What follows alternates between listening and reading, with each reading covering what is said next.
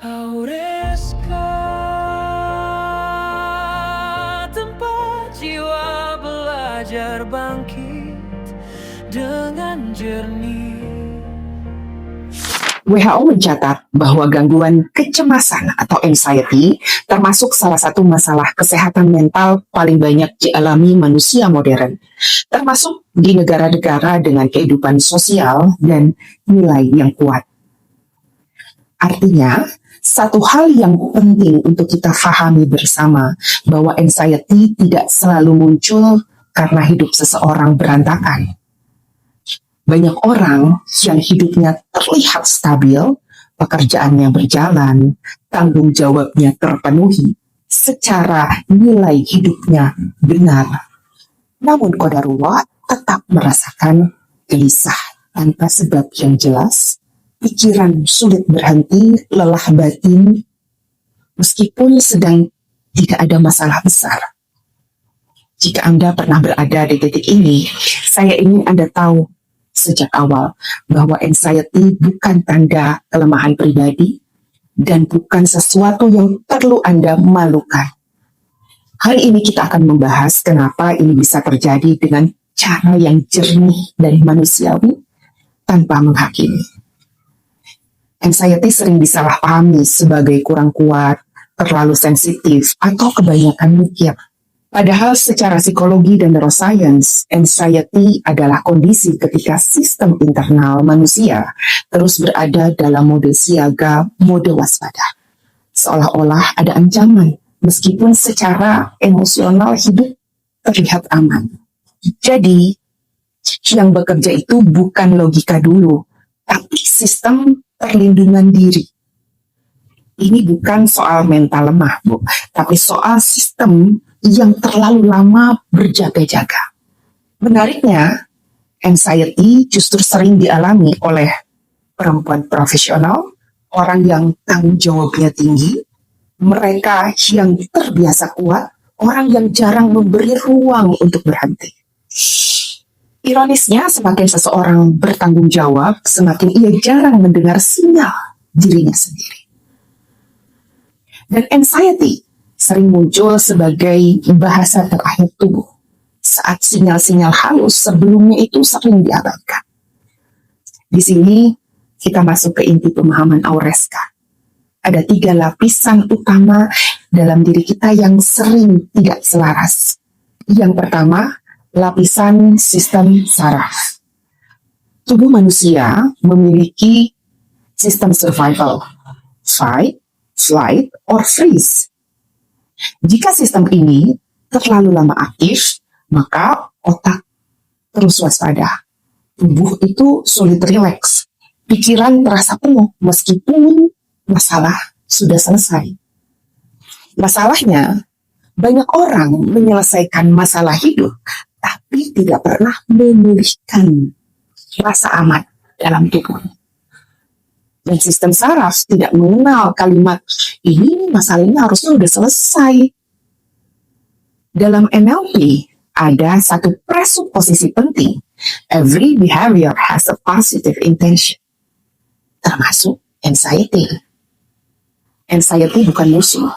Ia sering muncul sebagai cara sistem melindungi diri, terutama pada orang-orang yang terbiasa bertanggung jawab dan waspada. Namun ketika pikiran terus menuntut, harus kuat, tidak boleh lelah, tidak boleh salah, maka sistem internal bekerja tanpa henti. Bukan karena hidup kita buruk, tapi karena makna yang terus menekan sistem. Yang ketiga, yaitu lapisan kesadaran dan nilai. Dalam Islamic Psychology, manusia dipahami sebagai kesatuan yang utuh. Pikiran, emosi, tubuh, dan makna hidup. Ketika salah satu bagian ini diabaikan, yang muncul bukan kesalahan moral, melainkan ketidakseimbangan sistem batin. Maka, anxiety dipahami sebagai sinyal bahwa sistem manusia membutuhkan penataan ulang, bukan penilaian. Banyak orang mengatakan bahwa anxiety muncul itu di malam hari, saat semua pekerjaan selesai, saat tubuh akhirnya berhenti bergerak. Bukan karena malas, tapi karena selama ini tubuh dan pikiran tidak pernah merasa aman untuk benar-benar berhenti. Kesalahan paling umum adalah memaksa diri untuk tenang, menyuruh pikiran berhenti, melawan anxiety sebagai musuh. Padahal sistem yang merasa terancam tidak bisa ditenangkan dengan perintah. Ia perlu dipahami dan diselaraskan. Disinilah fact-based NLP dan Islamic Psychology memberikan kejernihan yang tidak sepotong-sepotong. Pertama, satu prinsip penting. Life, mind, and body are one system. Namun ini bukan satu-satunya kunci, melainkan cara melihat manusia sebagai satu kesatuan yang utuh. Fact-based NLP mengajarkan kita bahwa perubahan tidak dimulai dari memaksa perilaku, tapi dari state internal yang tepat. Berserah, menenangkan diri, dan hadir sepenuhnya. Bukan hanya keputusan pikiran, tapi keadaan sistem secara menyeluruh. Islamic Psychology memperkuat ini dengan cara yang sangat manusiawi. Batin tidak dipaksa, emosi tidak dimusuhi, tubuh tidak diabaikan. Alignment berarti pikiran memahami apa yang terjadi, hati berhenti menyalahkan diri, tubuh perlahan insya Allah merasa aman kembali. Dan dari kondisi inilah ketenangan yang lebih stabil bisa tumbuh. Bukan karena anxiety-nya dilawan, tapi karena sistem kita sebagai manusia akhirnya didengar. Hari ini kita belajar bahwa anxiety bisa dialami siapa saja. Bahkan saat hidup terlihat stabil. Bukan karena lemah, bukan karena gagal, tapi karena sistem internal kita terlalu lama siaga. Saya ingin menutup dengan satu kalimat sederhana. Anda tidak perlu menjadi lebih keras pada diri Anda sendiri. Anda perlu menjadi lebih selaras.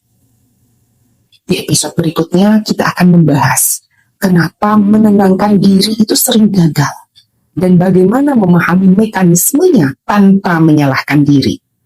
Jika video ini terasa relevan berarti kita sedang membicarakan sesuatu yang penting. Sampai bertemu di episode selanjutnya. Wassalamualaikum warahmatullahi wabarakatuh. Aureska, tempat jiwa belajar bangkit dengan jernih.